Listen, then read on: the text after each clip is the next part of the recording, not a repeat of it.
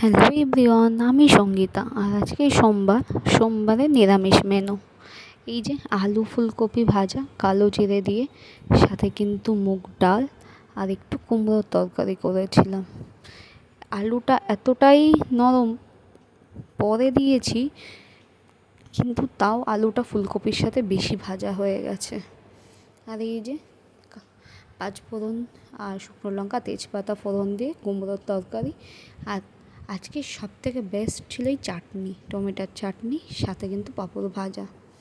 নিরামিষ দিনে আমার ডাল পাঁপড় ভাজা এমনিই ভালো লাগে, আর চাটনির সাথে তো পাঁপড় ভাজার কোনো তুলনাই হয় না। আমাদের এরকম নিরামিষ খাবার খেতে খুব ভালোই লাগে।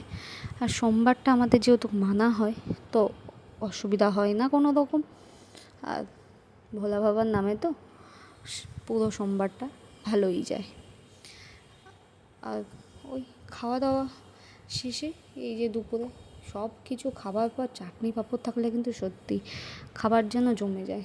আজকে চাটনিটা এত ভালো হওয়ার কারণ হচ্ছে অনেকটা বেশ ফ্রিজে পাটালি গুড় ছিল, খেজুরের পাটালি, সেটা দিয়েই বানানো। আর ওই রান্না করতে করতে খাওয়ার আগে আমি কিছুটা ফল কেটে রাখি, কেন আমার খাওয়া দাওয়ার পর আর কাটতে ইচ্ছা হয় না। এই যে আপেল আর কিছুটা হচ্ছে বেদানা। ভিডিওটা কেমন লাগলো জানাতে কিন্তু ভুলবে না। দেখা হচ্ছে নেক্সট ভিডিওতে। বাই।